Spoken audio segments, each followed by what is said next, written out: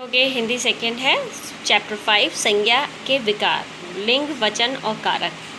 अब यहाँ पे संज्ञा के जो विकार है उनके बारे में पढ़ेंगे। विकार कौन कौन से, लिंग है, वचन है, कारक है। सबसे मोस्ट इम्पॉर्टेंट थिंग्स ये है कि बैक चैप्टर में हमने कुछ क्वेश्चन आंसर्स दिए थे। तो संज्ञा की परिभाषा थी, संज्ञा के प्रकार या भेद का पूर्ण रूप से वर्णन, जो पूर्ण रूप से आपको वर्णन करना था। 3 बच्चों के अलावा मुझे किसी के नहीं मिले हैं, तो आप बाकी भी सेंड करें, ठीक है। लिंग, दिए गए चित्रों को देखो और उनके नीचे लिखे वाक्यों को पढ़ो, ठीक है। पहला है मुर्गा बाग दे रहा है, मतलब कुकड़ू कर रहा है। मुर्गी दाना चुग रही है। शेर दहाड़ रहा है। शेरनी अपने बच्चे के साथ बैठी है। लड़का पढ़ रहा है। लड़की खा रही है। अब ध्यान से देखो, इसमें इधर मेल है, इधर उनके फीमेल है, मतलब इधर क्या है, पुल्लिंग है और इधर आपका स्त्रीलिंग है, ठीक है।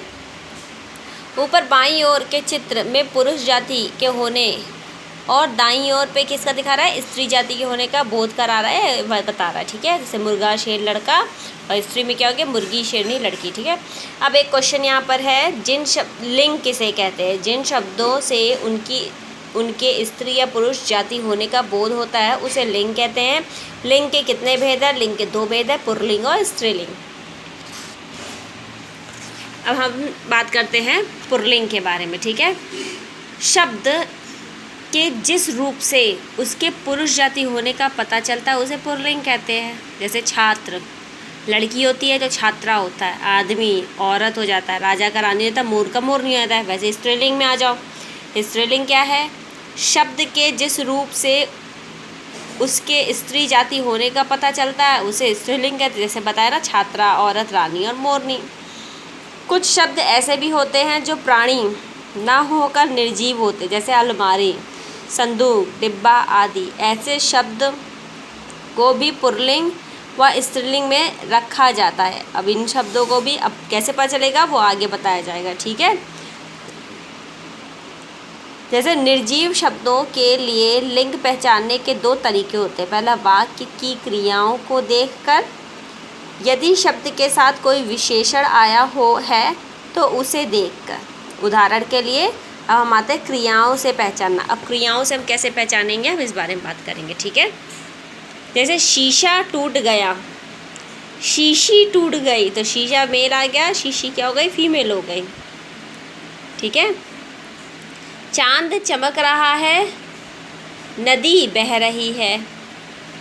हमने मकान खरीदा, हमने कार खरीदी। देखो ध्यान से देखो, चांद चमक रहा है, रहा है आ रहा है ना, कार्य इसमें क्रिया रहा है, चमक रहा है, तो मेल में आ गया। और यही रही है, नदी बह रही है, तो फीमेल में आ गई। हमने मकान खरीदा तो ये मेल में आ गया। हमने कार खरीदी तो फीमेल में आ गया। मैंने ताला लगाया, मेल में आ गया। मैंने साड़ी खरीदी, फीमेल में आ गया। साड़ी तो वैसे भी फीमेल पहनती, तो फीमेल में ही होगा। जैसे कि मैंने कुर्ता पैजामा पहना, कभी ये सुना मैंने कुर्ता पैजामा पहनी, नहीं ना। का भाग के वाक्यों को की क्रियाओं से पता चल रहा है कि शीशा, चांद, मकान, ये सब क्या है, पुल्लिंग है। और खां में जो भी क्रियाएं हैं उससे पता चल रहा है क्रिया से, मतलब देखो टूट गई, बह रही, कार खरीदी, साड़ी खरीदी, तो इस सब से क्या पता चल रहा है, ये स्त्रीलिंग है, ठीक है। नेक्स्ट पेज पे आते हैं विशेषणों के से पहचानना। जैसे छतरी काली है, छाता काला है, तो देखो छतरी फीमेल हो गई, छाता क्या हो गया, मेल हो गया। किताब अच्छी है, किताब पाठ अच्छा है। लीची मीठी है, आम मीठा है। मेज बड़ी है, दरवाज़ा छोटा है। और यहाँ पे मैं भी कह सकते हैं मेज बड़ा है, सॉरी दरवाज़ा, देखो मेज बड़ा है अजीब सा लग रहा है ना, हम दरवाज़ा बड़ा है ये सुनने में सही लग रहा है। पेंसिल मोटी है, पेंसिल कभी मोटा होती है नहीं, पेंसिल तो हमेशा मोटी होती है, पतली होती है, तो ये तो फीमेल में शो कर रहा है। और पेन मोटा है, पतला है, ये मेल को शो कर रहा है। का वर्ग से हमें क्लियर हो गया कि ये किसको, स्त्रीलिंग को शो कर रहा है। देखो काली है, अच्छी, मीठी, बड़ी, मोटी। और खा जो है वो पुल्लिंग को शो कर रहा है, जैसे काला, अच्छा था, मीठा लगा, छोटा, मोटा, ठीक है।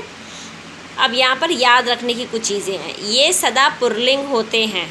इनमें से कुछ पॉइंट्स दे रखे हैं, ये आपको क्या है, सदा आपको पुल्लिंग मिलेंगे।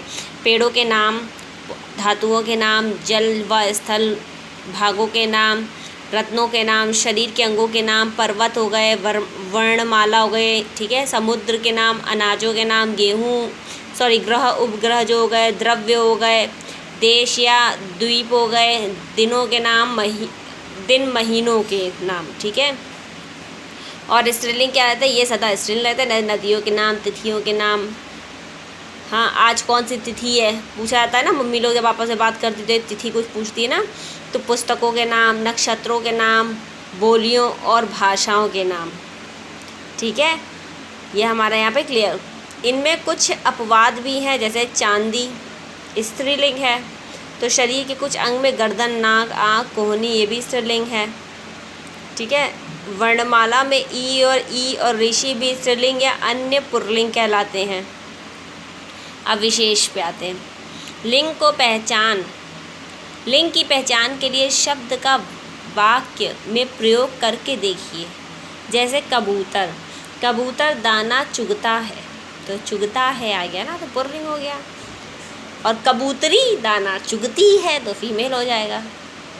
कुछ जंतुओं के नाम सदा पुल्लिंग रहते हैं, जैसे मच्छर कभी काट रही होती है नहीं, मच्छर हमेशा काटता है, ना कि काटती है। खरगोश, चीता, भालू, कछुआ, खटमल, तीतर, भेड़िया, तोता। कभी ये बोलते हैं मम्मी ये तोता बहुत बोल रही है, इसको मुंह बंद करो, बहुत बोलती है, नहीं, बहुत बोल रहा है या बहुत बोलता है, हमेशा मेल में करते हैं ना। कभी खटमल में होता है मम्मी घर में बिस्तर में खटमल हो गई है, नहीं, हो गया है। तो ये जो वर्ड्स जो नेम है ना जंतुओं के, ये हमेशा मेल में होते हैं। और कुछ यहाँ पर जैसे होते हैं वो क्या होते हैं, फीमेल में होते हैं, स्त्रीलिंग में। जैसे कोयल कूकती है, ना कि कूकता है। चील, मैना, मक्खी काट रही है बोलते हैं, मच्छर काट रहा है बोलते हैं। देखिए ध्यान से समझिए। लोमड़ी, गिलहरी, मकड़ी, दीमक, मछली, तितली। इन सदा पुल्लिंग व सदा स्त्रीलिंग शब्दों का लिंग बदलने के लिए उनसे पहले मादा या नर लगाया जाता है। अब दीमक में कोई मेल फीमेल तो होता नहीं, कि दीमक का दीमकनी तो होगा नहीं, मकड़ी का मकड़ा तो होता है मकड़ी का, ठीक है। तो कुछ ऐसे होते हैं जिनका कोई नेम नहीं चेंज होता, तो इसमें क्या था, नर और मादा लगाया जाता है, ठीक है।